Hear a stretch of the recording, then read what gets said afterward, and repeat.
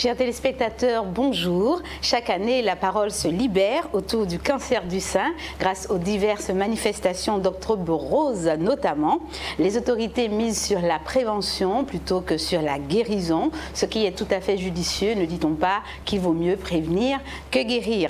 Graphe TV n'est pas un reste puisqu'aujourd'hui on va parler du cancer du sein. On va parler non seulement de prévention mais de guérison avec mes invités sur ce plateau, 4 femmes qui ont été atteintes du cancer du sein. Tout d'abord, à ma droite, Madame Saint-Louis-Augustin Anit, bienvenue sur ce plateau. Merci, bonjour à tous. Anit a été atteinte du cancer du sein en 2021, on va connaître son parcours tout à l'heure. À côté d'Anit, Madame Lorsolo Denise, bienvenue sur ce plateau. Denise. Bonjour.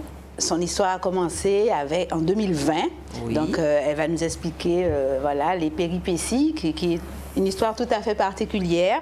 Et à ma gauche, j'ai Sylvie Edmond. Bienvenue Sylvie, atteinte du cancer du sein en 2019. Vous allez tout à l'heure nous raconter votre parcours. À côté de Sylvie, Marie-Ange Nivan. Bienvenue Marie-Ange. Merci de m'avoir invitée. Bonjour à tous. Et Marie-Ange également une histoire encore particulière parce que elle, son combat a commencé en 2019 et son combat 2009 et c'est pas fini puisque le combat a recommencé en 2021. C'est bien ça. C'est exact. Voilà. Et puis, quelqu'un qu'on ne présente presque plus, monsieur Guy Albert Ruffin Duhamel, qui est directeur de la plateforme régionale d'oncologie de Martinique, qui viendra nous parler d'espoir et d'évolution autour de ce cancer qui ne touche pas seulement les femmes, mais aussi les hommes. Bienvenue, monsieur Duhamel. Merci, en tout cas, de nous recevoir ici avec ces femmes, ces expériences et ces richesses. Oui. Merci encore. On va découvrir tout ça, toutes ensemble. Et je tiens à signaler que cette émission est également traduite par Myriam Valentin pour les sourds et malentendants. Merci, Madame Valentin. Je me tourne tout de suite vers Monsieur Duhamel. Monsieur Duhamel, c'est la première cause. Le cancer du sein, première cause de mortalité par cancer chez les femmes, 33%, et seulement 1% chez les hommes. C'est pas beaucoup en Martinique par rapport à l'Hexagone. Et pourtant, on se mobilise de plus en plus en Martinique. Est-ce que c'est vraiment un enjeu de santé sociale en Martinique? Oui, c'est-à-dire qu'il faut comprendre que le cancer du sein, c'est une maladie qu'on peut éviter dans certains cas, mais c'est aussi une maladie dont on peut guérir. C'est quand même une bonne nouvelle, car on sait aujourd'hui que dans 9 cas sur 10, quand le cancer du sein est pris suffisamment tôt, on a des chances, je dis bien, de guérison. Je parle bien du mot guérison et c'est important de le souligner. C'est quand même 205 femmes en Martinique qui sont touchées chaque année par ce cancer-là. Et c'est vrai que ce sont des femmes qui vivent. C'est un combat souvent très difficile. Ce sont des femmes qui passent par des épreuves qui sont extrêmement compliquées, qui ne laissent pas non plus, je veux dire, une absence de cicatrices, parce qu'on ne sort pas forcément idem, même si on vit, on a besoin de se reconstruire, on a besoin d'en parler, et c'est pour ça qu'elles sont aussi là, ces dames. Et oui, c'est un enjeu de santé publique, parce qu'en fait, même s'il n'y avait qu'un seul cancer en Martinique, ce serait toujours un enjeu de santé publique. Un cas de plus, c'est un cas de trop. Et je crois qu'aujourd'hui, quand on a de bonnes nouvelles comme ça, il faut aussi s'accrocher à ce que nous avons. La prévention, on verra tout à l'heure les mesures de prévention, mais aussi le dépistage. Et vous verrez que ces mesures de dépistage ont tout leur sens, car aujourd'hui, quand un cancer est pris tôt, eh bien, on en sort avec beaucoup de succès, avec des traitements beaucoup moins lourds, moins compliqués, et bien entendu, la vie. Très bien. Je vais d'abord me tourner vers celle qui a connu le cancer dans sa vie le plus tôt. Je me tourne d'abord vers Marie-Ange. Marie-Ange, en 2009, une palpation personnelle. Comment ça se passe? Parce qu'on parle de palpation. C'est quoi la palpation? Là, on a 4 femmes sur ce plateau qui peuvent nous expliquer concrètement c'est quoi la palpation. En fait, je ne veux pas dire que j'ai fait une palpation, c'est-à-dire que voilà, je veux me doucher. Donc on se touche et on sent une glande, une anomalie, on va dire, au niveau du sein. On se dit, tiens, qu'est-ce que c'est? On se pose la question et au fil des jours, on voit que c'est persistant. C'est pas douloureux, mais elle est là, elle est bien présente. Donc, à un certain moment, on va consulter, on va voir le médecin. Alors, pour mon cas, mon médecin m'a dit, mais non, c'est un kyste. Très bien. Dit, dans ma famille, j'ai déjà des antécédents de cancer du sein, puisque j'avais déjà ma grande sœur qui, justement, avait eu très jeune un cancer du sein. Et le médecin lui avait dit que c'était génétique, c'est-à-dire que c'était une prédisposition qu'on avait dans la famille. Donc, il m'a donné à faire les examens. Et dès que j'ai vu le radiologue, quand il l'a fait, j'ai vu que ça a pris du temps par rapport aux autres patients. Il a pris du temps avec moi. Il m'a dit, bon, on fait la mammographie, mais on va, pour être plus sûr, on fait la radiothérapie.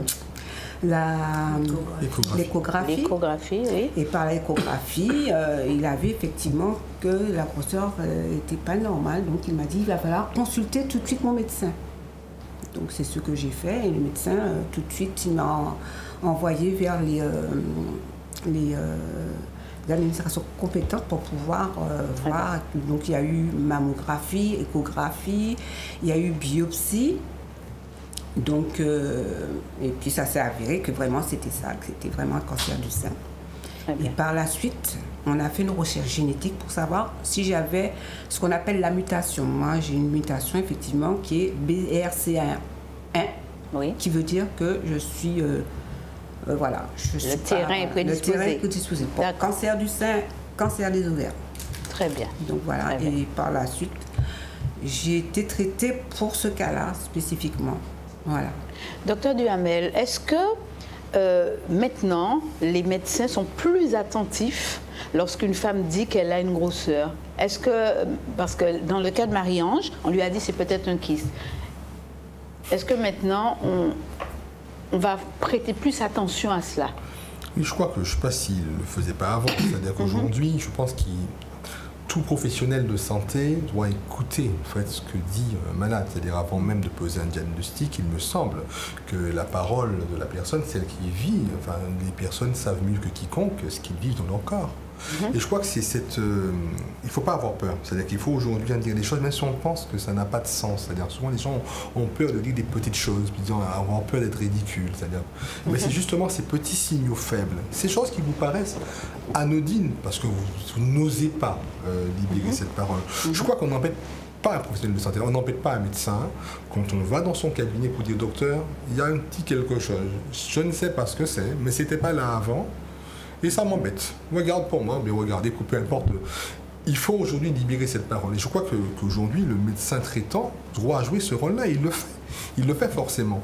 On a eu, durant la crise Covid, un moment où on a eu ce renoncement aux soins que j'avais d'ailleurs présenté sur votre plateau, où il y avait des personnes qui ne consultaient pas forcément les médecins, parce qu'il y avait aussi le confinement, tout ce qu'on se connaît.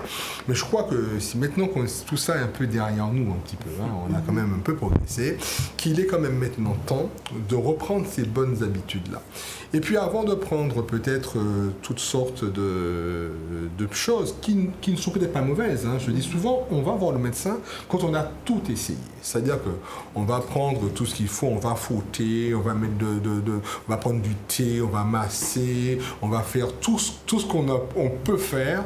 Et ce n'est que quand ça a résisté et puis que les choses se sont peut-être aggravées, qu'on va voir le médecin. Je pense qu'il ne faut pas attendre. Hein. Je pense qu'il faut aller avant de traiter localement, pourquoi pas parallèlement, mais en tout cas en parler avec le médecin. Et ce qu'on assiste malheureusement ici, qui font qu'on a des diagnostics plus tardifs, c'est que les femmes, pas plus les femmes que les hommes, les personnes font tout ce qu'elles peuvent avant avec leurs petites plantes, etc. Et c'est quand ça ne part pas qu'on va voir le médecin, mais malheureusement, quelquefois, il est trop tard. Je crois qu'il ne faut pas faire ça pour le cancer du sein. On va le redire dans cette émission. On parlera beaucoup de prévention. Le cas de Sylvie, un petit peu pareil. Hein. Sylvie, vous vous êtes palpée et vous avez, pareil, senti une glande. Oui. On va rappeler aux femmes qui nous écoutent, ce n'est pas douloureux. C'est peut-être pour ça qu'on est réticent à aller consulter. Oui, c'est pas douloureux. Dans votre cas, comment vous avez réagi ? Alors, je pense que toutes les femmes, d'une certaine façon, se touchent pour voir si elles ont des petites glandes en général. Donc, j'étais devant ma télé, simplement, j'ai passé ma main et je me suis dit, mais qu'est-ce que Parce que La glande, elle est au-dessus du bras. C'était détaché. Donc, je pouvais prendre la petite glande comme ça. D'accord. Et j'avais trouvé ça bizarre. C'était une première pour moi. Et j'en ai parlé à mon mari, la première chose que j'ai fait. Et tout de suite, il m'a dit non, tu vas voir le médecin. Je lui ai dit non, je préfère attendre, tout ça. Il m'a dit non, Sylvie, je t'accompagne. On ne sait pas ce que c'est. Et c'est le médecin qui s'est trompé. Parce que quand j'ai été le voir, on a été le voir tout de suite, il est venu avec moi. Oui. Et le médecin m'a dit que ne vous inquiétez pas, madame Edmond, c'est une prime de pause. C'est comme ça. Et oui. Alors j'ai insisté. Et il m'a dit, je ne comprends pas les gens. On leur dit qu'ils n'ont rien. Ils veulent croire qu'ils ont quelque chose. C'est ça a quand été même... sa réponse. Waouh, en 2019. En 2019. Oui. Et quand je me suis levée avec mon mari pour partir, il m'a dit quand même, je vous donne, comme vous insistez, vous voulez savoir, je vous donne quand même une mammographie à faire. Très bien. Quand j'ai été faire la mammographie, ils n'ont rien vu sur l'écran. Ils n'ont rien vu. Ça arrive que ce soit caché, que le cancer se cache. Alors, là, ils n'ont rien vu. Peut-être que les médecins répondront mieux que moi, mais ce qu'il faut aujourd'hui savoir, c'est que dans la démarche du diagnostic, effectivement, bon, c'est vrai que le médecin n'a pas non plus voulu paniquer forcément, ce qui se comprend, parce qu'en fait, il y a beaucoup d'annonces aussi violentes. Hein. Je pense que vous arrivez chez le médecin, ce que vous me montrez là, c'est un cancer, de toute façon, il est trop tard. Ça peut être aussi cette violence-là. Après, bon, on n'est pas là pour juger qui que ce soit dans sa pratique.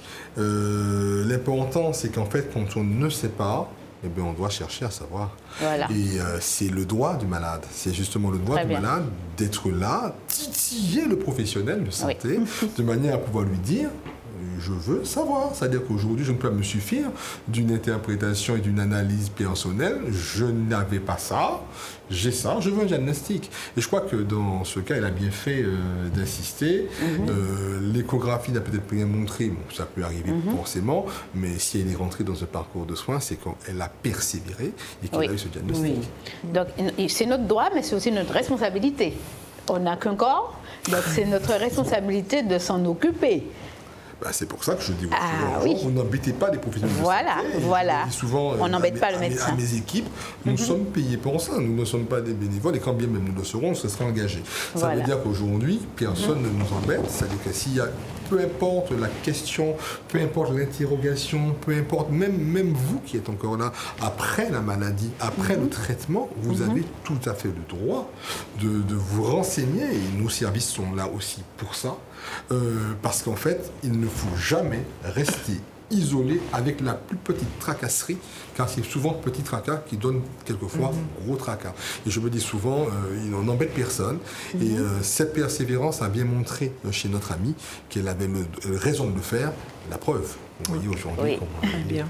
Alors, il y a quelque chose qui se passe, qui est bien, c'est cette prise en charge de l'AMREC. Les femmes de plus de 50 ans, je crois, reçoivent une invitation à se faire dépister. Ça fait partie des actions mises en place par l'ARS. C'est le cas pour Anit et Denise qui reçoivent tous les 2 ans, c'est ça, le courrier de l'AMREC. Alors, pour Anit, vous recevez votre courrier et vous allez faire votre mammographie. C'est ça, c'est la mammographie que nous faisons à partir de 50 ans. Oui, alors déjà, c'est peut-être, il n'y a plus l'AMREC. Hein, donc, il n'y a plus l'AMREC. Ce sont les services de la plateforme de cancérologie qui ont repris l'activité de l'AMREC avec ce qu'on appelle le CRCDC, le Centre régional de dépistage organisé des cancers. Mais il faut s'y habituer. Mais il est admis que les patientes parlent d'AMREC et c'est très bien. Ça prouve qu'elles ont retenu en tout cas les dissertations. Donc c'est bien tous les 2 ans, je vous confirme. Mais il y a quand même une petite nuance. C'est-à-dire c'est 2 ans pour les personnes âgées de 50 à 74 ans, mais qui n'ont pas eu d'antécédents et qui n'ont pas non plus de lien génétique. C'est-à-dire quelqu'un qui a dans sa famille des mutations, et c'était le type de BRCA1 que vous m'avez pas tout à l'heure, elles ne sont pas éligibles à ce dépistage. Car ce dépistage ne concerne que les personnes qui n'ont pas d'antécédents, mais qui n'ont pas non plus terrain génétique des cancers. Dans ce cas-là, elles ne sont pas concernées par le dépistage organisé par le CRCDC, à savoir le JPROM, mais elles sont concernées par ce qu'on appelle une détection précoce, c'est un dépistage individuel. Et ça se fait avec leur médecin traitant, leur gynécologue.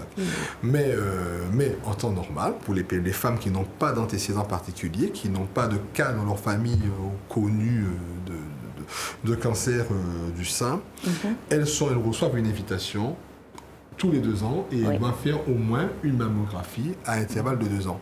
Et ça rend beaucoup service parce que vous allez voir que la plupart de nos patientes sont diagnostiquées via ce biais. Très bien, donc c'est le cas d'Anit. Anit, lorsque vous allez faire votre mammographie, cette fois-ci, en 2021, elle n'était pas normale. Alors, on va dire ça comme ça. Effectivement, donc merci déjà de me recevoir sur ce plateau. Effectivement, j'ai reçu du centre cette convocation, normalement, comme tous les 2 ans. Et de ce fait, je vais faire ma mammographie au centre médical. Et je vois le radiologue qui revient et qui me dit « Ne bougez pas ». Et cette fois-ci, c'était par mon prénom, c'était pas Madame Saint-Louis, mais tout simplement, Anit, ne bougez pas, restez en place, on va opter pour un autre examen. De ce fait, effectivement, j'ai été surprise, ça m'a interpellée tout de suite et j'ai compris qu'il se passait quelque chose. Une fois qu'il me, on va dire 15-20 minutes après, il m'a appelé. Et il m'a dit, on fera l'échographie mammaire. Parce que j'ai vu un petit quelque chose, j'aimerais bien savoir si c'est exactement cela.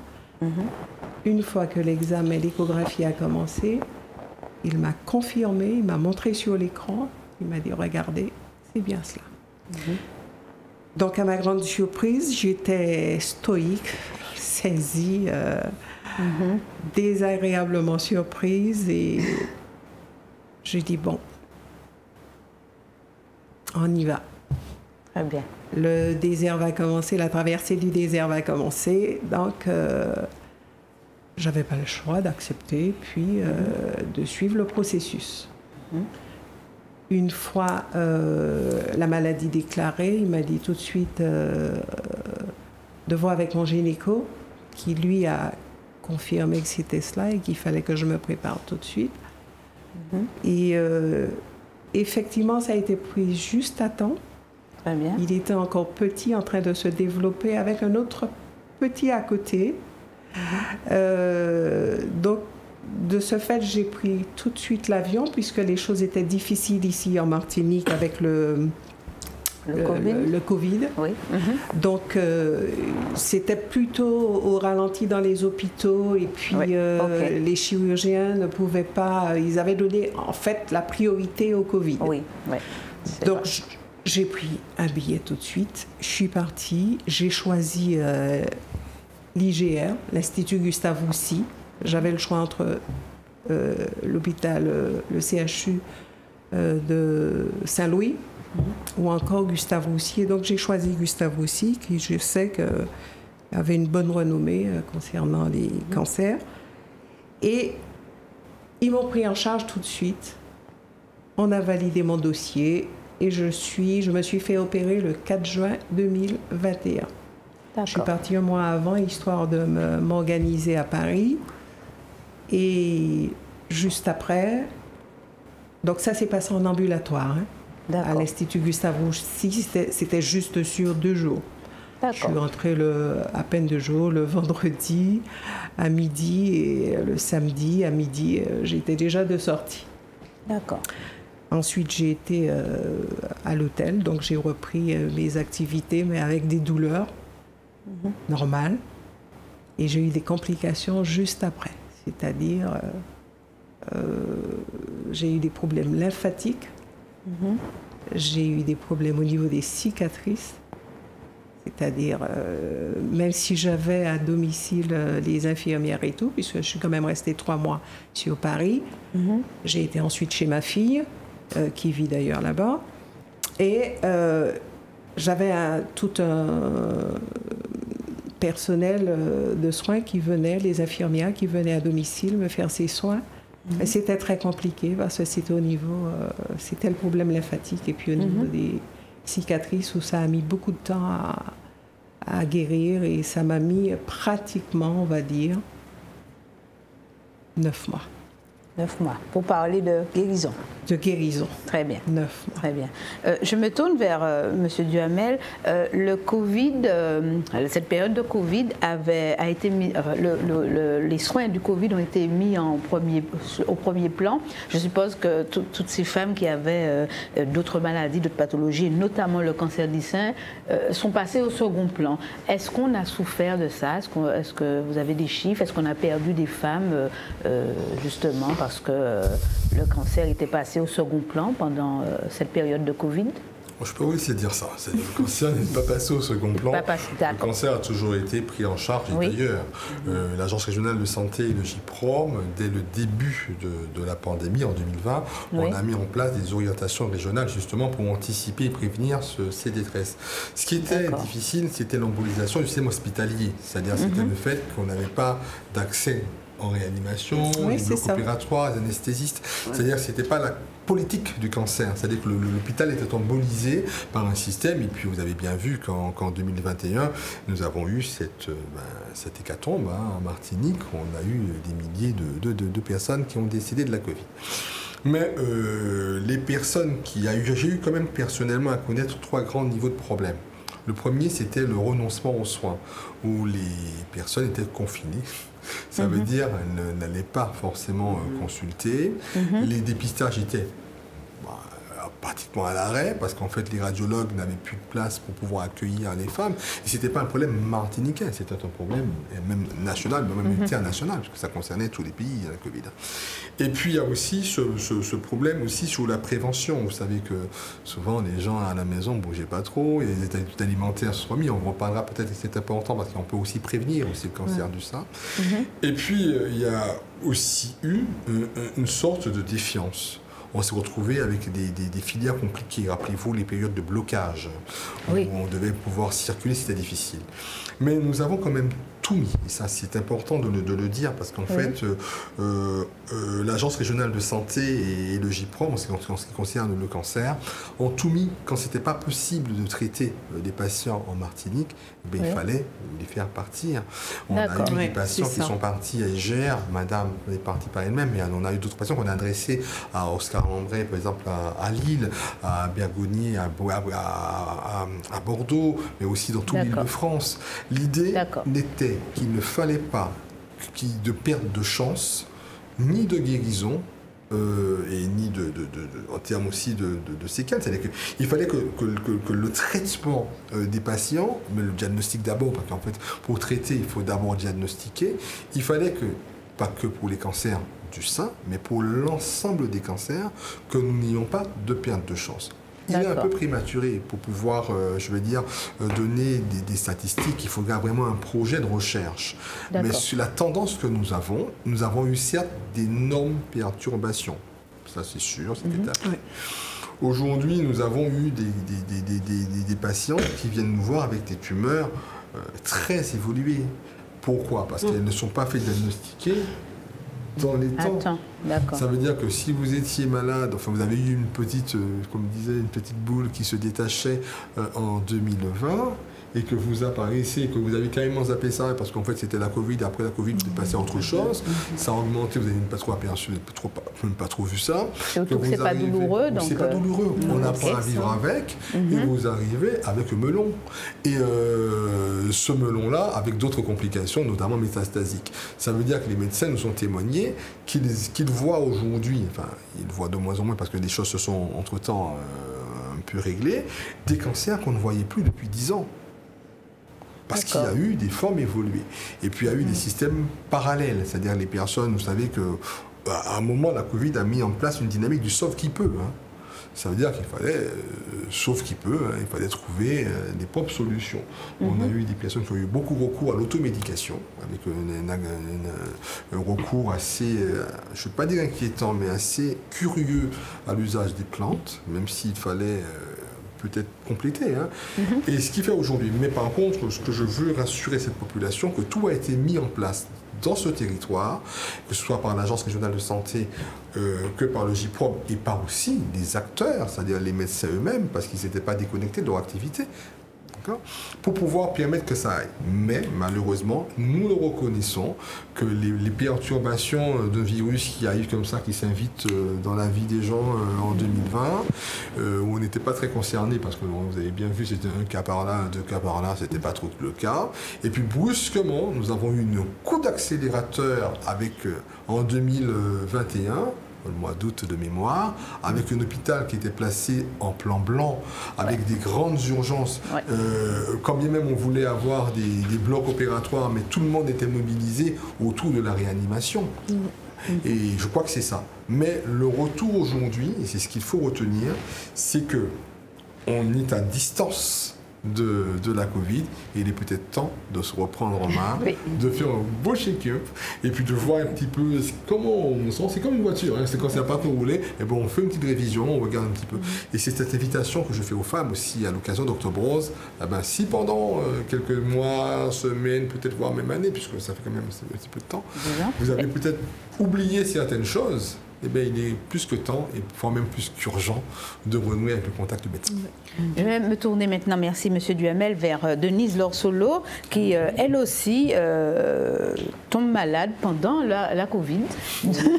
Pendant la Covid, donc Denise en 2020, comme Anit, effectivement, donc, le courrier, la mammographie, voilà. Et là... Et ce qui se passe pour moi, c'est vrai que normalement, j'avais toujours fait, que je recevais tous les 2 ans, tout ça. Voilà, nos invités sont sérieuses, hein. Elles font leur... Elles répondent. Je ne voulais pas vous le dire, mais j'étais étonné de voir qu'ici vous avez 4 femmes exemplaires, mais c'est le cas de beaucoup d'entre vous aussi en Martinique. Oui. Mais ça montre effectivement l'intérêt de ce dépistage. Oui, l'intérêt du dépistage. C'était très bien. Normal. Et puis en janvier 2020, je reçois la convocation. Oui. Donc je vais faire, voilà. Et le médecin, le docteur me dit qu'il y a quelque chose. Donc elle fait une échographie pour avoir plus de précision. Elle me dit effectivement, ça mesure 2 mm. Donc en février 2020, je fais la biopsie, voilà. Et ce qui s'est passé, c'est que moi, j'ai reçu les résultats de la biopsie chez moi, par la poste. Oui. Et dans l'enveloppe, il y avait l'exemplaire destiné au médecin traitant que j'ai su par la suite que je n'aurais pas dû recevoir. Oh. Donc, j'ouvre l'enveloppe, je regarde. C'est vrai qu'on ne comprend pas tout ce qui est écrit, mais ce qui a retenu mon attention, c'est qu'en conclusion, c'est marqué triple négatif. D'accord. Donc, pour moi, je me suis dit, OK, triple négatif, je n'ai pas à m'inquiéter, c'est bon. Et puis après, on tombe effectivement dans Covid, confinement, pandémie. Donc, je ne suis pas allée voir mon médecin, donc j'ai gardé. Et puis en octobre, le 16 octobre 2021, effectivement, je touche et je sens que j'ai une boule au sein gauche. Donc là, ça m'interpelle. Donc je vais voir mon médecin le lundi, je porte les résultats, mais il ne me dit pas si je suis positive quoi que ce soit. Donc on refait la mammographie à ce moment-là. C'était pas évident d'avoir un rendez-vous puisqu'on était effectivement en Octobre Rose. Voilà, donc j'ai pu avoir un rendez-vous le 10 novembre et je vais voir le médecin. Donc je lui porte tous les résultats et je tombe sur la dame qui m'avait diagnostiqué en février 2020. Elle était en train de s'installer à Saint-Joseph. Alors, elle me dit, Madame Lorsolo, oui, vous êtes suivie par qui? Alors, je lui dis, par personne. Elle me dit, mais comment ça, par personne? Mais vous êtes positive. Alors, je suis assise, de triple négatif, on passe à positif. Le docteur, je lui dis, mais je ne comprends pas. Je lui dis, mais c'est marqué sur la feuille triple négatif. Elle me dit, non, c'est une tumeur maligne. Et j'avais déjà des ganglions sous le bras. Et je dis, mais docteur, je n'aurais pas eu la boule, je ne me serais pas inquiétée parce que j'ai aucune douleur. Elle m'a dit, là, c'est une tumeur maligne, donc il faut pas se regarder à ça. Et elle était en colère. Elle me dit, comment se fait-il que personne ne vous a pris en charge? Voilà, donc, et tout est parti de là, aller voir le médecin, le gynécologue qui me dit, et c'est là que j'entends le mot cancer pour la première fois, c'est quand je vais voir mon gynécologue, il me dit, mais Madame Lorsolo, vous avez le cancer du sein. Alors, ça rentre, effectivement. Je réalise, je lui dis, mais docteur, moi je pensais que c'était triple négatif, pour moi c'était OK. Voilà quoi. Des Donc, termes tout est obscurs parti pour de le là. grand public. Donc, il y a des ratés parfois, ça arrive, mais si vous êtes là aujourd'hui, mesdames, vous conviendrez que l'intervention divine n'y est pas pour peu de choses. Si vous êtes toutes là, je crois que malgré l'erreur qu'il peut y avoir, hein, nous sommes quand même humains, malgré les erreurs, si vous êtes toutes là, c'est qu'on reconnaît quand même la main de Dieu à travers tout ça. Je crois que vous êtes toutes d'accord avec moi. On est sérieuses, elles sont sérieuses, elles font la prévention, elles font leur mammographie et après, c'est l'intervention divine qui fait toute la différence dans vos vies, je crois. On va revenir à M. Duhamel. Vous êtes ingénieur social et dans la presse, vous avez parlé de... Puisque vous venez de dire que c'est une lutte, le cancer du sein. Vous avez parlé d'empowerment. Est-ce que vous pouvez nous éclairer un petit peu plus en quoi ça consiste? Et on parle d'isolement. Y a-t-il vraiment isolement, mesdames, quand on est atteinte du cancer du sein? Avant que vous répondiez, j'aimerais entendre. Est-ce qu'il y a isolement? Je me permets de Annick, dire, je réponds pour moi, oui. Il y a isolement. Personnellement, je me suis isolée. Mm-hmm. Je me suis isolée, j'avais juste mon petit cocon, mes 2 filles. Une qui vit là-bas avec qui j'étais en vidéo régulièrement et puis celle qui est ici. Et je ne voulais pas entendre ni voir qui que ce soit parce que je me posais des questions. Pourquoi? Mm-hmm.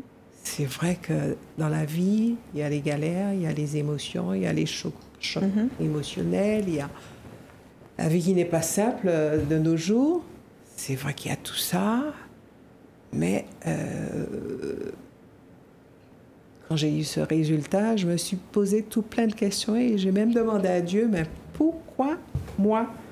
La 6e dans la famille, puisqu'il y a des antécédents. Et quand je dis des antécédents, des cousines, nièces et autres, tantes. Et donc, je me suis dit, je me suis posé la question et je me suis dit, isole-toi, guéris-toi toi-même, tu as Dieu avec toi, avance, traverse ton désert, ne compte sur personne. Et je me suis forgée, on va dire, une carapace.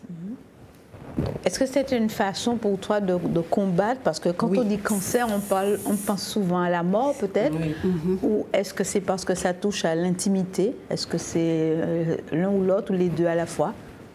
Non, enfin, moi, je n'ai pas vécu comme ça. Bon, l'isolement, non. C'est-à-dire, quand j'ai eu la nouvelle, j'ai dit, bon Seigneur, tout est entre tes mains. Et puis, c'est bien d'avoir le soutien de la famille. Donc là, j'étais entourée. Donc, à aucun moment, je ne me suis sentie isolée. Non, j'avais le soutien de mon époux, mes enfants, les petits-enfants. Ils étaient tous là autour. Donc, voilà. Donc, pour moi, non, je ne me suis pas sentie... Pas d'isolement. Voilà. Non. Et vous, Sylvie? Pour moi non plus, pas d'isolement. Parce que j'avais besoin de ma famille. J'avais mon époux aussi qui m'a beaucoup entourée. Il m'a beaucoup fait du bien, qui a été présent à mes côtés, dans les bons comme dans les mauvais moments, comme Dieu. Comme Dieu aussi, je le remercie aussi pour sa présence, tout ce qu'il m'a apporté, la force qu'il m'a donné, le courage d'avancer. C'est vrai que c'était difficile. J'ai eu ma fille aussi, et mes 2 garçons aussi qui m'ont soutenu, qui ont été présents, qui pouvaient me véhiculer parce que je ne pouvais pas conduire. C'est vrai qu'on était en plein Covid, mais par rapport à... J'avais eu, avant d'avoir le diagnostic, j'avais déjà eu de l'infodème. J'avais tout plein de ganglions déjà qui étaient déjà là. Donc, et c'est vrai qu'en plus de ça, je me suis retrouvée après 3 semaines de chimio. Je me suis réveillée et je ne voyais plus dans un œil. Très bien. Donc on a fait des recherches, ça a été une cataracte.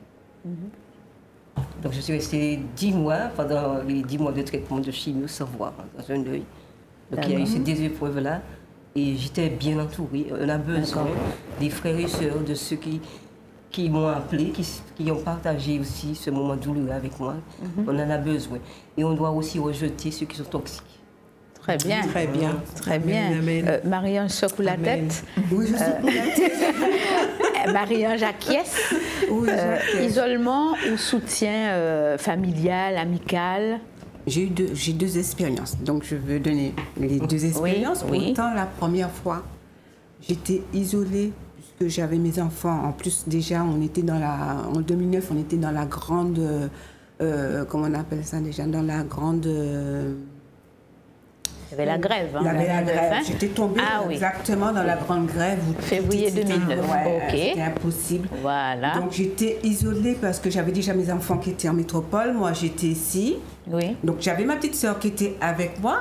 Mais le problème était qu'en 2009, elle avait 2 personnes à gérer. Elle avait à me gérer moi. Oui. Mais elle avait aussi ma grande sœur qui avait récidivé en métropole à gérer. En même temps. Ok. Et donc ça a été très difficile pour elle.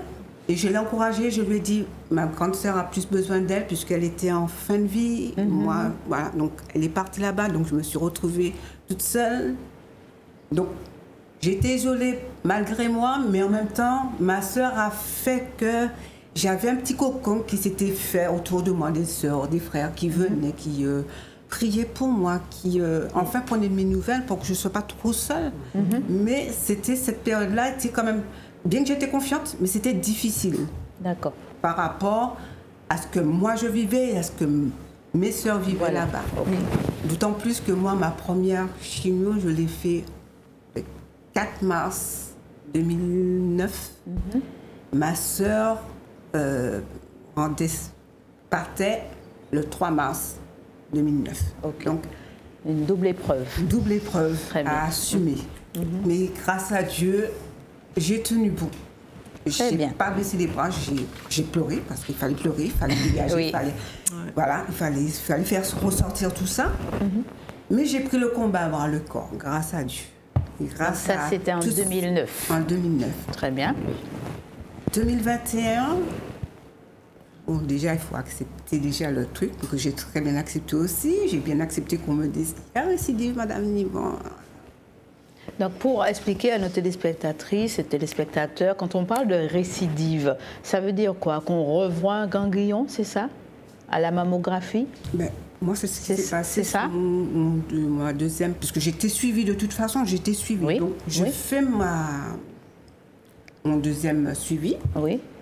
Et on détecte ce que moi, je n'avais pas détecté justement à la palpation. Très bien. On détecte une grosseur et on me dit, bon, il va falloir, on va voir. Donc, je fais l'IRM, parce que j'avais IRM, échographie, mammographie. Je fais l'IRM, on me dit, on va voir à la mammographie et à l'échographie ciel, et ce qui a confirmé qu'effectivement, j'avais une grosseur. Et tout de suite, j'ai tout de suite pris en charge, tout de suite, on a fait la biopsie. Très bien. Voilà. Donc voilà, on a fait la biopsie, on a vu que c'était ça, et je suis repartie dans le même parcours de soins. Concours de soins, et je suis encore retombée dans ce travers de grève. Parce que ah oui, c'est encore... oui. Oh là là. De grève où toujours les trucs sont reportés parce que voilà, les médecins, les soignants ne peuvent pas circuler. J'étais toujours dans ce même ballottement. Et puis pour au final être prise en charge. Mais là, j'en ai parlé tout de suite avec mon église, avec les gens de mon entourage, les gens qui étaient proches de moi. Et tout de suite, il y a eu ce petit cocon qui s'est formé autour de moi, où il y a eu des moments de soutien, des moments où vraiment les sœurs étaient là avec moi, m'encourageaient. Et ça, c'est une force. Dieu merci, c'est une force. Très bien. On a besoin de ça. On a besoin de ça. Oui. Je me permets, je voulais juste préciser concernant mon isolement. Pourquoi? Parce que j'étais sur Paris. Ma fille était dans le sud de la France. Donc j'ai fait l'intervention à l'IGR, mais 2 jours en ambulatoire. Le samedi, j'étais déjà à l'hôtel. Donc 1 mois à l'hôtel seul. Ça m'a permis de réfléchir, de vraiment... revoir tout le déroulement de l'annonce depuis la déclaration du cancer et tout. Et j'ai dû prendre le TGV seul pour pouvoir descendre à Nîmes, puisque ma fille était dans la ville de Nîmes. Et donc elle m'a dit, c'est juste pas possible, maman, je reviens sur Paris. Et je viens t'accompagner, ce n'est pas possible que tu prennes cela après quelques... J'ai dit non, ça fait un mois que je suis à l'hôtel, là, je me sens en forme, je pourrais... Et elle m'a fait la surprise de revenir sur Paris, me rejoindre pour pouvoir faire toute ma convalescence sur Nîmes. Mais c'est vraiment, j'ai voulu m'isoler, ne pas rentrer en Martinique tout de suite parce que j'ai voulu, comme disait Marie-Ange, évacuer un peu, se séparer de gens toxiques, de tout ce qui est négatif et puis se retrouver soi-même. Et puis avec Dieu, bien sûr, surtout. Voilà. Et là, c'était vraiment, tout était remis à plat et je pense que ça aussi, ça m'a beaucoup fortifié, ça m'a fait du bien de m'isoler un petit peu et puis revoir la copie, refaire le bilan des choses. Revoir la copie. Alors, je me tourne vers M. Duhamel pour répondre à ma question de ce processus dont vous avez parlé dans la presse. Les femmes, là, elles se sont prises en main. Elles ont eu le soutien. Elles ont eu le soutien, mais elles ont été chercher le soutien. Elles cherchent son soutien dans son église, avec ses amis, avec la famille, avec sa fille. C'est aussi ça, prendre le pouvoir. Prendre le pouvoir, empowerment, prendre le pouvoir. De ce qu'on va devenir et ce qu'on est. Vous savez, le premier isolement, c'est l'isolement de soi-même. C'est-à-dire on peut être isolé en soi-même. C'est-à-dire qu'on ne reconnaît plus qui on est. Et souvent, cette personne qui était avant l'annonce, on l'isole pour devenir une autre personne, une combattante, une épouse différente. C'est-à-dire que l'isolement n'est pas forcément l'isolement envers les autres. C'est isoler ses projets, isoler ses rêves, isoler ses projections. C'est ça dont on parle. Quand les femmes disent qu'elles ont fait une introspection, c'est pas une scélératesse de dire parce que je suis malade, je ne veux voir personne. C'est pas ça du tout. C'est prendre le temps de se rencontrer de nouveau. Exact, c'est ça. Et c'est pour se reconstruire, il faut déjà avoir au moins quelques agrégats. Et le peu qui reste de ce qu'on a déconstruit au moment de l'annonce, c'est une perte de soi. C'est-à-dire qu'aujourd'hui, les personnes se perdent. Je ne serai plus l'épouse que j'étais. Je ne serai plus la maman que j'étais. Je ne serai plus la collègue que j'étais. Je ne serai plus la sœur d'église que j'étais. Je suis devenue une personne et pour pouvoir reprendre le pouvoir, il faut que pas que je m'isole, mais que j'enlève celle que j'étais d'un isolement provoqué par une annonce. C'est ça. C'est-à-dire que je veux retrouver cette personne-là. Et avec elle, pouvoir aujourd'hui construire quelque chose. Je ne veux pas dire de différent, mais forcément de muter, avec beaucoup d'espérance et beaucoup de projections. Déjà, la première projection, c'est la projection dans la vie. Je veux me projeter dans la vie, alors que là, je suis enclin à subir une idée de mort. C'est de ce dont on parle. Et aujourd'hui, je dois me projeter, m'accrocher à la maladie pour vivre, mais qui est quand même schizophrénique. C'est-à-dire que je dois m'accrocher à un diagnostic qui m'invite à mourir, et je m'accroche pour vivre, mais quand même, vous avez besoin d'empowerment. Vous avez besoin de vous dépasser. Vous avez besoin d'être, en fait, une femme du bout, et c'est cette femme qui passe par l'étape d'une chrysalide. C'est exactement comme une chenille veut devenir un papillon. Elle ne restera pas sur l'arbre. Eh bien, elle va se retrancher. Elle ira peut-être quelque part dans votre toit, peu importe où elle ira. Et elle formera un cocon. Ce nid. Et dans le silence d'elle-même, naîtra un papillon. C'est cet effet papillon, en fait. C'est cette capacité d'une chenille, c'est-à-dire ces personnes affectées par l'annonce scélérate d'une maladie qui n'est pas du tout attendue, qu'on n'avait pas évité à un moment, dire voilà que l'empowerment naît dans le silence de la chrysalide. Tout à fait. Et après, vous n'êtes plus une chenille, par contre. Vous devenez un vrai papillon. Et c'est ce papillon que vous allez montrer fièrement. Et que vous allez témoigner, pas de la chenille que vous étiez, vous allez témoigner du papillon que vous êtes devenu. Très bien. Et c'est ce temps du désert, elle l'a dit, je m'apprêtais à traverser ce désert. Elle connaissait peut-être le chemin d'avance, mais elle était dans ce désert. Et ce désert-là lui a permis aujourd'hui de se concevoir différemment. C'est ce temps de métamorphose qui est important. Et je crois que ces communautés d'épreuves que nous formons, parce qu'ici, nous sommes dans ce que nous faisons aujourd'hui, est une communauté d'épreuve. C'est-à-dire, on libère des paroles. On libère, si vous voulez, des fragments de cicatrices. Ouais. On libère des douleurs, parce qu'une douleur n'est pas forcément dans un siège clinique quelque part, dans un organe. Une douleur est quelquefois bien au-delà de ce que nous pensons. La douleur peut être celle de demain, c'est-à-dire je peux dire qu'aujourd'hui je n'ai pas la douleur, mais comment qu'à songer mon qui travaille demain, moi j'anime, m'a senti douleur. Hein. C'est-à-dire que la douleur, on se projette dans plein de choses. Et je crois que ce que j'ai voulu dire à travers cet empowerment, ça veut dire que si vous ne prenez pas aujourd'hui votre destin en main, et que vous acceptez la maladie comme étant une fatalité, ce qu'elle est forcément, parce qu'elle se pose comme ça. En fait, la maladie, c'est le maladie. Hein. Si vous ne transformez pas ce maladie en bien-dit, et c'est tout ce qu'on peut vous souhaiter. Et je crois qu'aujourd'hui, que les comités d'épreuve de femmes, qu'elles soient aujourd'hui et qu'elles existent dans les associations un peu plus laïques que la vôtre, vous êtes dans un espace confessionnel qui ne me dérange nullement. Parce que vous formez aujourd'hui cette communauté autour de vos croyances, de vos cultures, de votre identité et de ce qui fait aujourd'hui de vous des femmes vivantes. Et si on vous arrachait de cette communauté, et qu'on vous disait aujourd'hui que seul l'hôpital est votre réponse, seule la science est votre réponse, seule notre culture est votre réponse, vous ne serez pas devenu un papillon, vous serez mortifère. Et c'est là où je suis respectueux, parce que je suis un grand défenseur de la laïcité, mais je peux comprendre que les gens ont le droit de s'inscrire dans leur espace identitaire et de vouloir s'accrocher à ce qui sont pour eux leur réalité de vie, de manière à pouvoir vivre. Mais si vous leur enlevez ça, il leur reste quoi? La maladie? Oui. Je ne crois pas. C'est ça l'empowerment.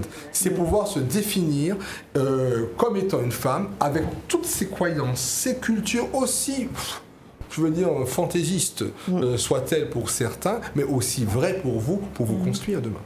Oui. Je crois que Denise est la première à dire oui. Denise, tout le monde est d'accord. Denise, tu fais partie des femmes qui sont prêtes à témoigner de la grâce de Dieu dans ta vie. La question, c'est pour vous toutes, mesdames. Il y a quand même des femmes qui ont peur encore de témoigner, qui ont peur de dire. Est-ce que c'est parce que c'est intime ou est-ce que c'est la honte d'avoir eu le cancer? Qu'en pensez-vous? À la lumière de ce que monsieur dit. Non, effectivement, il y a des gens peut-être qui n'osent pas.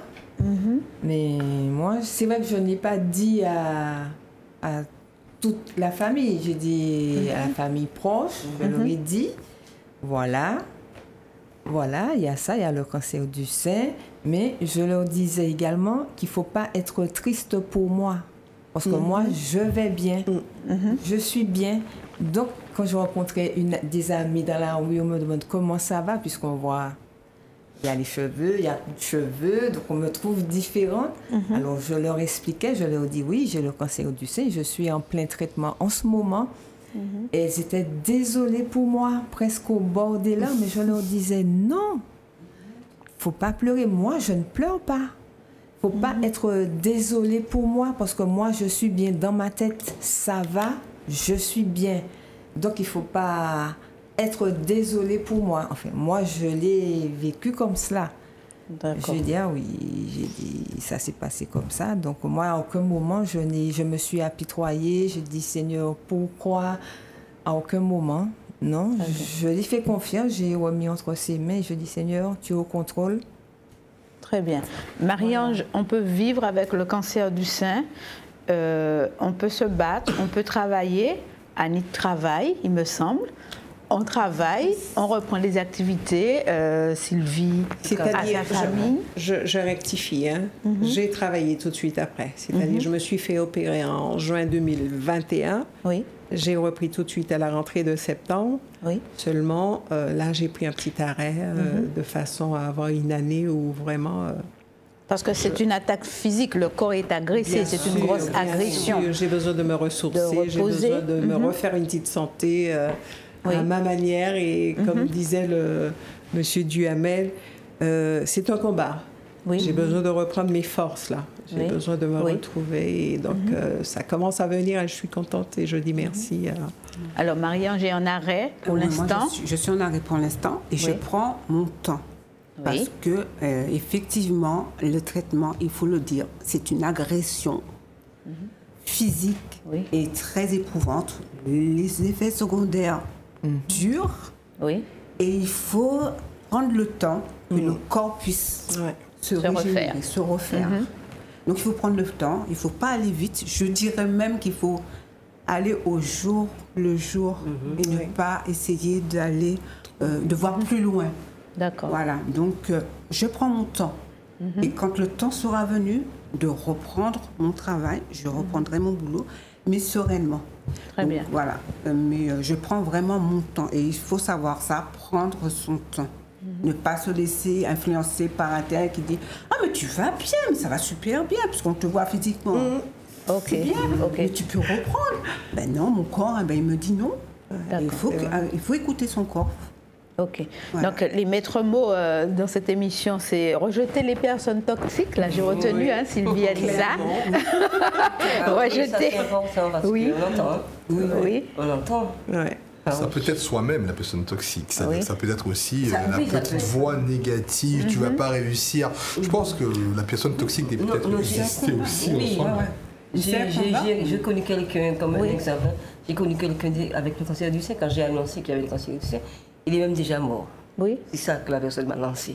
Donc du coup, on se dit, on prend ce téléphone et on n'écoute plus. C'est pas encourageant en fait. D'accord. Ok. Donc, faire attention soi-même à ne pas être une personne toxique. Chimio, on est en plein traitement. On entend ça. Ah oui, ok. Donc bien choisir son cercle d'amis, son soutien. Donc s'éloigner des personnes toxiques, ne pas soi-même être une personne toxique et être à l'écoute de son corps. Deuxième mot-clé. On va aborder notre dernière ligne droite. Je voulais dire quelque chose. Oui. Il y a aussi, j'ai des trucs de mémoire par moment. Oui. Je ne sais pas si c'est dû à la chimio, mais bon, ça m'arrive un peu souvent. Bon, si je se retrouve... D'accord, pas de problème. Je disais donc, on a parlé des 2 maîtres mots, on va parler de dépistage encore pour conclure cette émission. Monsieur Duhamel, vous avez précisé que la direction pour le cancer, c'est ça, la DRIC, j'ai oublié. Le sigle, l'ancien AMREC. L'ancien AMREC, c'est le CRCDC, c'est le JPROM. Le JPROM, d'accord. S'occupe du dépistage pour les femmes entre 50 et 74 ans. Mais le cancer du sein peut atteindre malheureusement des plus jeunes. Des plus jeunes, j'en ai connu. Oui. J'en ai connu. Est-ce qu'on peut dire à nos téléspectateurs que c'est plutôt rare d'avoir le cancer du sein avant 50 ans? Je répondre. C'est-à-dire que ce que je vais dire, c'est qu'en fait, on sait que c'est à partir de 50 ans qu'on a la grande majorité des cas. C'est-à-dire que c'est entre 50 et 74 ans. Donc c'est le public ciblé. Voilà, parce qu'en fait, c'est un dépistage de masse. Oui. Mais à tous les âges, je dis bien, à tous les âges, il faut prendre soin de ses seins. C'est-à-dire qu'aujourd'hui, une femme, peut-être dans moins de proportion, à tous les âges, doit pouvoir prendre soin de ses seins. C'est pour ça que les messages de prévention que nous passons, les messages également d'évitation à la détection précoce que nous passons, on s'adresse à tous les publics. D'accord. Alors, c'est pas parce qu'en fait, on n'a pas 50 ans, on n'est pas concerné. Nous avons quelques patients, peut-être pas autant qu'on le dit, mais on a quelques patients qui, quelquefois, dès 20 ans, 26 ans. Oui, c'est ça. Ça a été, je me permets, ça a été le cas d'une nièce à moi, dès l'âge de 25 ans. Absolument. On lui a déclaré son cancer. Et là, ça a récidivé avec des métastases aux poumons. Donc, elle se bat avec depuis 12 ans. Très bien. Donc, ça arrive personnellement. D'où l'intérêt que quand on a eu dans des antécédents dans la famille, de pouvoir s'adresser à un centre de consultation d'oncogénétique. Il y en a un au CHU à Clarac. N'hésitez pas à aller faire cette consultation, ça permet de faire un arbre généalogique et de voir si vous avez ou pas cette mutation, auquel cas vous aurez d'autres vigilances.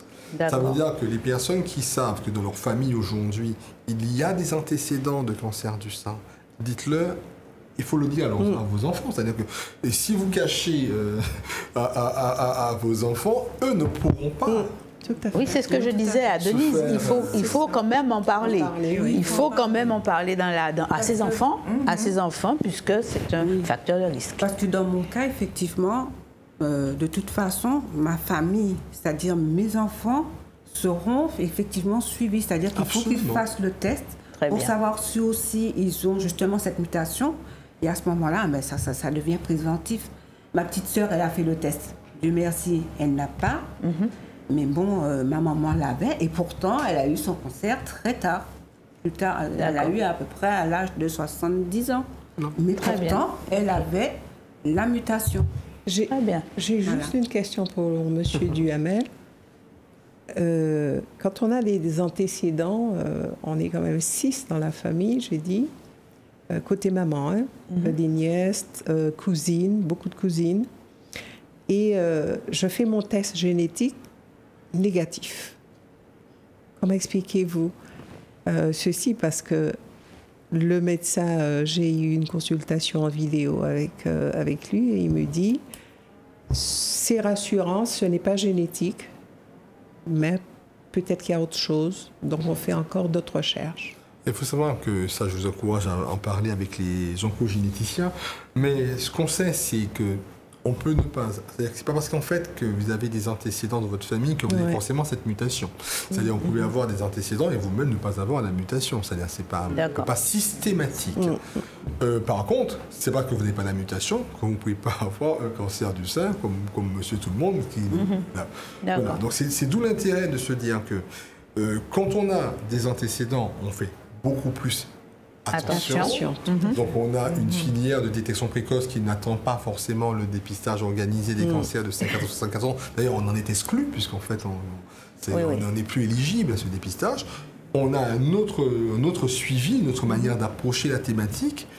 Mais aujourd'hui, je crois que ce que nous voulons dire aux gens souvent, on a l'impression que ce cancer, en fait, il est dû à peut-être à la chlordécone, peut-être effectivement à plein de choses qu'on cherche.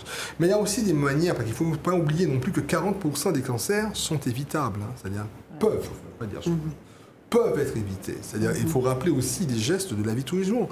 On sait qu'aujourd'hui, qu'un surpoids et une obésité après la ménopause, c'est un facteur de risque. Voilà, justement, j'allais en parler. Notre troisième mot d'ordre dans cette émission, les facteurs de risque, les cas, comme vous dites, les cancers peuvent être évitables. Et vous préconisez donc, M. Duhamel, un mode de vie sain, mais ce n'est pas facile. Vous me mettez à nu. Non, mais c'est vrai que c'est pas du tout facile. Mais nous savons que nous sommes accrochés malheureusement à ce qui ne nous fait pas forcément de bien. Je crois qu'il faut arriver dans ce pays à faire bouger les gens. Je veux dire qu'il faut combattre la sédentarité. C'est-à-dire qu'il faut que les gens fassent un peu plus d'activité physique. C'est quand même quelque chose. Il y a une étude qui montrait, il y a quelque temps déjà, qu'une activité physique soutenue équivaut à une chimiothérapie. Hein. C'est-à-dire qu'aujourd'hui, il faut apprendre que très important. Bouger, ça a du sens. C'est-à-dire qu'aujourd'hui, on ne parle pas de sport, aller forcément se défier, mais il faut bouger. Et si vous ne savez pas le faire, appelez-nous, on vous donnera des petits conseils, et on vous mettra dans des petits clubs qui vont bien avec ça. Et puis il y a aussi l'alimentation. Oui. Éviter les viandes rouges. Non, oui, pas que pour le sein, mais on le sait. Il faut éviter aujourd'hui les produits transformés. Il faut aujourd'hui apprendre à ne pas manger trop sucré, trop salé, trop gras. Et puis il y a aussi le tabac, le tabagisme. Le tabac, c'est le plus grand fléau du monde. Il faut arrêter. Je pense qu'il faut arrêter. Et l'alcool. Pas plus de 2 verres par jour et pas tous les jours. Et ce sont de vrais messages. Oui. Ça peut paraître facile à dire, je le conçois. Mais je sais qu'aujourd'hui, que le fait de faire attention à son hygiène alimentaire, de faire attention à ce que nous vivons, et puis on peut être positif. Oui. C'est-à-dire qu'il ne faut pas être triplement négatif et c'est sans jeu de mots.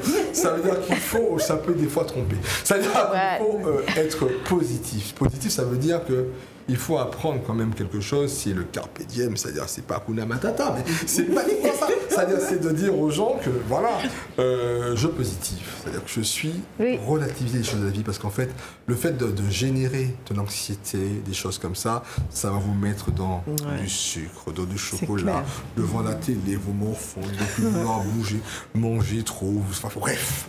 On voit bien qu'aujourd'hui, que le facteur d'anxiété et de stress est un élément qui peut être à l'origine de perturbations. Mais je vais vous faire rire un peu, parce que vous avez parlé effectivement, M. Duhamel, d'alimentation, de mieux se gérer. Et on a constaté entre cousines, hein, on se le disait, on aimait trop les restos, on aimait trop les apéros. Hop, c'est l'heure, l'apéro. Et depuis, j'ai changé et mon alimentation. Resto, alors c'est plus fréquent comme avant, c'est fini ça. Je peux faire un petit resto comme ça avec ma fille ou des amis, mais très rarement.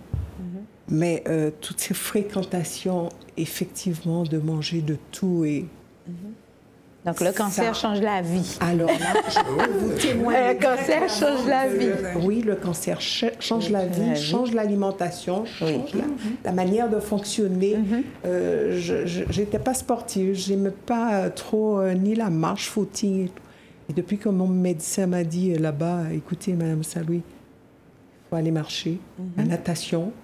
Et tout ça, j'ai dit, waouh, je m'abonne. Après le cancer, on croque la vie finalement. Absolument. On croque la vie après avoir frôlé. Voilà. Mais vous avez vu l'empowerment là? Voilà, c'est bien ça. C'est bien ça. Une illustration parfaite. Après avoir... Des papillons qui marchent, qui volent, qui nagent. Je ne bois pas du tout. Oui. Je n'ai jamais mis une cigarette dans ma bouche. Oui. Je faisais mon sport. Oui. Je mangeais normalement. Et j'ai eu quand même le cancer du sein. Donc, c'est bien pour ça que je dis voilà que... C'est une vraie loterie. Oui, c'est une loterie. 40% peuvent être évités. Mais ça veut dire qu'il y a 60% qui ne pourront pas être évités. Ça veut dire qu'il faut relativiser les choses, c'est-à-dire qu'on va réduire le risque de cancer de 40%, c'est quand même 4 cancers sur 10, mais il y aura toujours 6 cancers sur 10 qui vont là. Et c'est d'où l'intérêt de prendre tout. C'est-à-dire se dire que je ne fume pas, je ne bois pas, je mange ce qu'il faut, je fais beaucoup de sport, donc je ne fais pas de dépistage, c'est faux, car vous allez peut-être éviter 40%, mais vous aurez quand même 60%. Donc l'idée aujourd'hui, c'est de pouvoir capitaliser sur vos initiatives, mesdames, parce qu'en fait, quand je vous vois là, je vois qu'il y a quand même derrière de l'empowerment, mais il y a aussi derrière une vraie dynamique. Cette dynamique qui est une dynamique de sororité, c'est-à-dire que vous êtes en plein dans cette dynamique où vous allez faire, je vais dire communauté, mais vous allez... Et ça, j'aimerais bien que vous le partagiez.